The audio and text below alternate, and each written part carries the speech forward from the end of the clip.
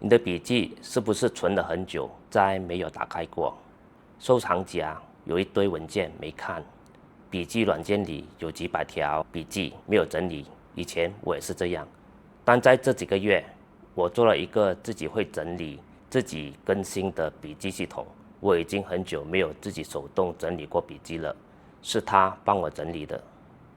大家好，我是 Eastgate。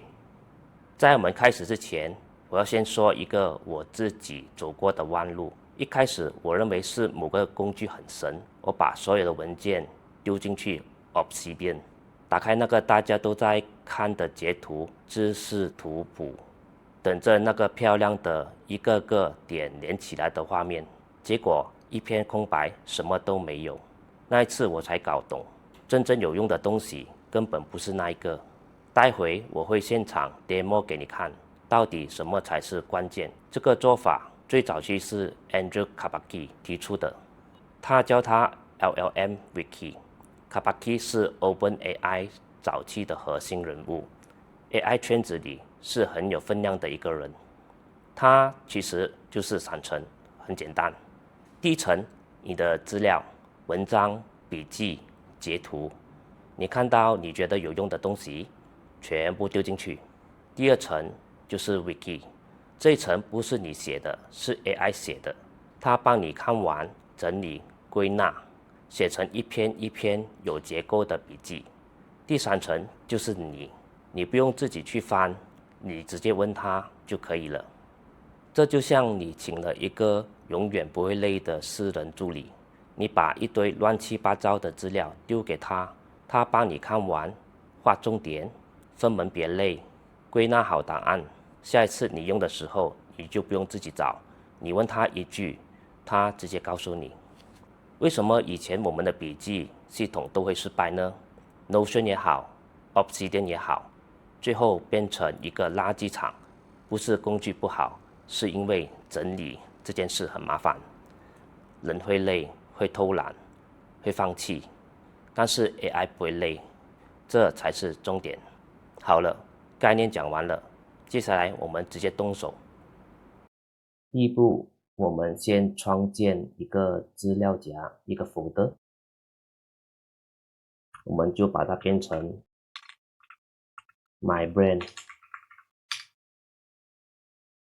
之後我們下載 Obsidian， 如果你已經有了 Obsidian， 你就不用下載了。我們去 Obsidian 的官網，這裡下載就可以了。之後我們打開 Obsidian， 然後我們在這裡打開 Manage Word， 然後 Open Folder as Word。我們就找回剛才的 My Brain， 打開，這樣就可以了。然後我們在這裡新增2個 folder， 第一個是 Raw， 另外一個是 Wiki。Raw 是放你的原始資料，你丟東西進來的地方。Wiki 是AI 幫你寫的筆記，它會出現在這裡。就這樣，結構非常簡單，2個 folder 而已。Raw 是你丟的， Wiki 是 AI 寫的。然後接下來我們就打開 Antigravity， 因為 Antigravity 它有 Claude 的 plugin。打開了之後，我們就創建一個 Claude.md file， 然後我會 copy 一串的 instruction， 這個 instruction 過後我會放在 video 的說明欄裡。好了，就是這麼簡單，我們已經 set up 好了。所以下一個步驟，我們就找一些資料餵它，我們就隨便找一個網站吧，我們就 type Loop Engineering， 我們就按這個 link， 我們嘗試把這個 link 交給 Claude， 所以我們在 Raw 裡面 create 一個 text file， 然後我們把 URL 放進來，過後我們打開我們的 Claude， New section。其實如果你是用別的 AI 也可以的，比如說 Cortexa 也是一樣的，也是大同小異。所以在這裡我們要打什麼呢？幫我整理 raw 裡面的新資料，整理進 Wiki。我們稍微等一下。他開始讀取那個網站。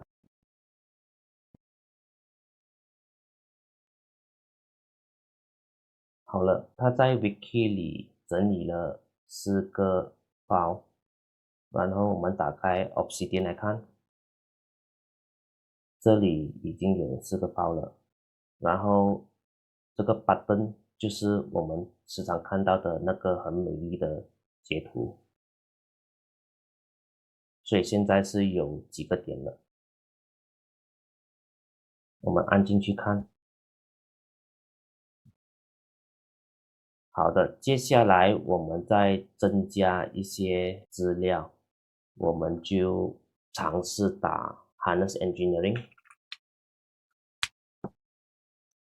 然後我們選擇 OpenAI 的這個文章。這次我們嘗試別的方式，我們把它變成 PDF。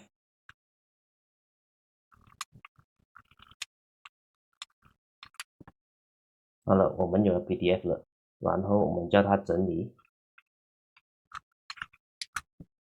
現在我們有4個點，看它在整理多少個點。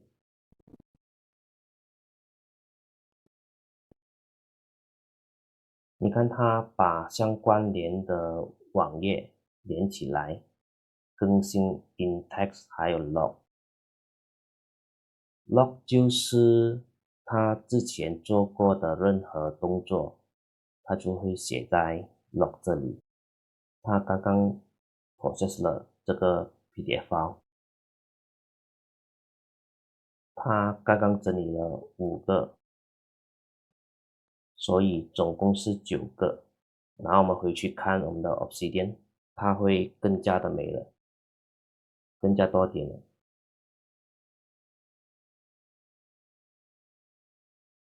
然後我們下一個步驟就是問他問題。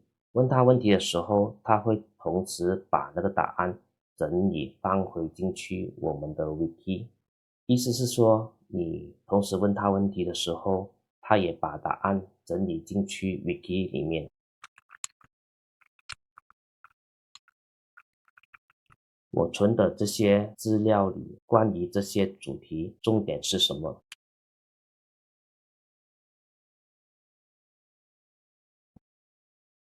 他也把你剛才問的問題寫進去 Wiki 了，所以你每問一次問題，你的知識庫就長大一點。所以剛才我們問的是 Agent First， 他給答案是 Agent First， 所以這裡已經增加了。一個個點，一條條線連起來的，每一篇筆記都是一個點，它們之間的關聯是線。這個畫面就是大家在網上一直截圖的那一個。老實說，這個圖好不好看是其次，重點是這些連接全部都是 AI 幫你建的，不是你自己一條一條拉的。那這一套東西平時可以拿來做什麼呢？我給你3個實用的方式。第一個，讀書筆記，看完一本書、一篇長篇文章丟進去，它會幫你抓重點，跟以前看過的東西連起來。第二，做研究，你在查一個項目的時候，把找到的資料全部丟進去，它會幫你整理成一份有條理的報告。第三，純靈感。做內容的人平時想到什麼東西，看到什麼好東西，丟進去，要用的時候直接問他，我之前有沒有講過類似的東西。講到這裡，這一套系統真正的價值不是那個漂亮的圖，也不是哪一個工具，是 AI 幫你做的那一件你一直知道該做但永遠懶得做的事。整理和維護。你只要做這2件事，丟資料、問問題，接下來交給 AI 就行了。這個頻道記錄了做20年 Java Backend 系統架構師怎麼用 AI 重構自己的產品內容和第二人生。如果你覺得這一集有幫助，請訂閱一下，留言給我知道你現在用什麼筆記。你會放心讓 AI 幫你管理你的筆記嗎？還是覺得不太敢？我想聽聽你的想法。好了，這集我們到這裡，拜拜。